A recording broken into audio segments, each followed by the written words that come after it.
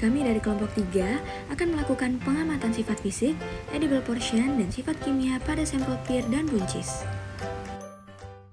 Buah pir yang berasal dari kata pir menjadi salah satu buah yang digemari di Indonesia, sebab rasanya yang khas, identik dengan banyak air, masir, dan manis.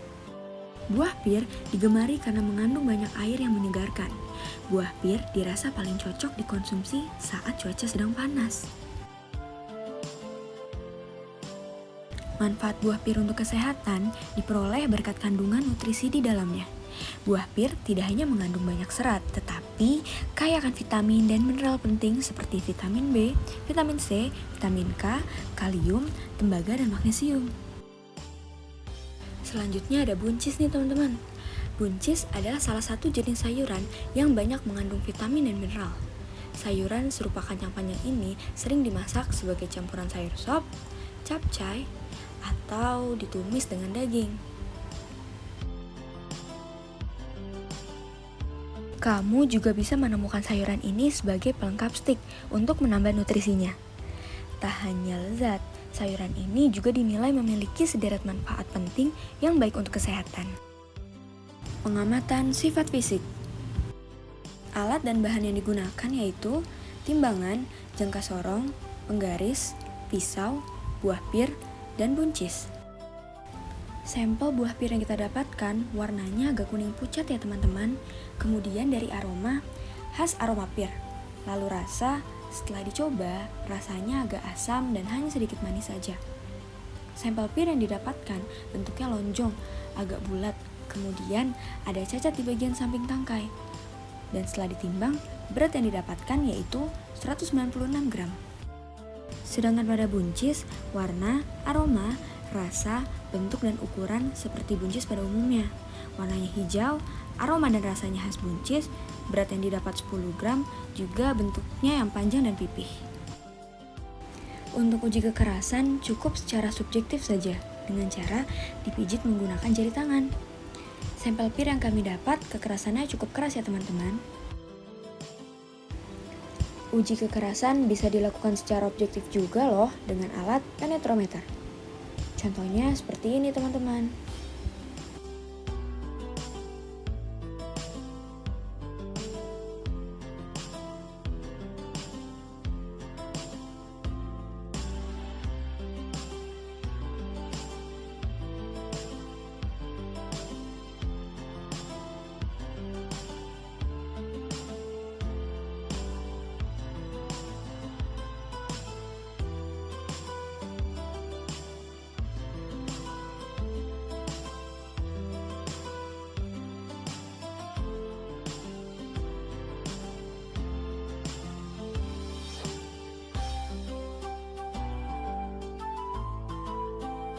Pengamatan kedua yaitu edible portion. Edible portion yaitu menghitung jumlah bagian yang dapat dimakan. Nah teman-teman, buah itu kan terdiri dari kulit, daging, buah, dan biji. Sedangkan sayuran tergantung dari jenisnya. Apakah sayuran itu daun, buah, umbi, biji, batang, atau sebagainya. Akan tetapi, tidak semua bagian sayuran atau buah-buahan dapat dimakan. Untuk memperhitungkan jumlah bagian yang termakan dan yang terbuang dari sayuran atau buah-buahan, perlu diketahui jumlah bagian yang biasa dimakan dari sayuran dan buah tersebut. Alat dan bahan yang diperlukan untuk menghitung edible portion yaitu timbangan, pisau, pir, dan buncis. Cara pengamatannya, timbang masing-masing jenis bahan. Setelah itu, pisahkan bagian mana yang dimakan dan tidak dimakan. Timbang bagian yang tidak dimakan dan nyatakan dalam persen berat utuh. Kemudian didapat hasil edible portion pir yaitu 74,48% dan edible portion buncis yaitu 90%. Lanjut ke pengamatan ketiga, yaitu sifat kimia. Seperti halnya dengan sifat fisiknya, sifat kimia buah dan sayur berbeda untuk masing-masing jenis bahan dan tingkat kematangannya. Sifat kimia buah dan sayur biasanya ditetapkan secara objek kuantitatif. Alat dan bahan yang diperlukan yaitu Erlenmeyer, blender, refraktometer, buret, kertas pH universal, labu takar, pir, buncis, larutan NaOH, larutan iod, larutan penoptalin, dan kanji. Parameter pertama yang diamati yaitu pengukuran keasaman atau pH.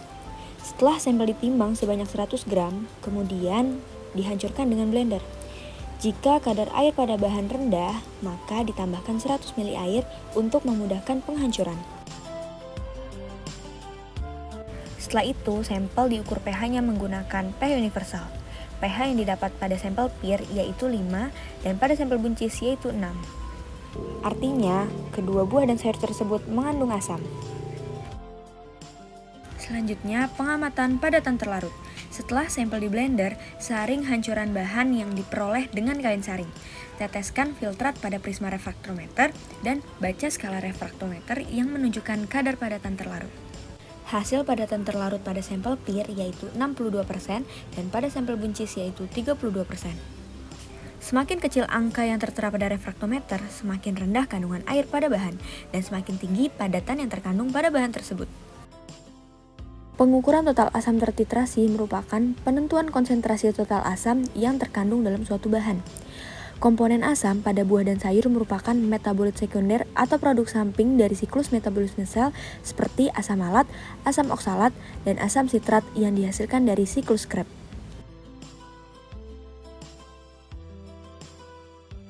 Keasaman sangat erat hubungannya dengan total asam. Semakin tinggi total asam pada buah, maka pH buah-buahan akan semakin rendah. Demikian juga sebaliknya.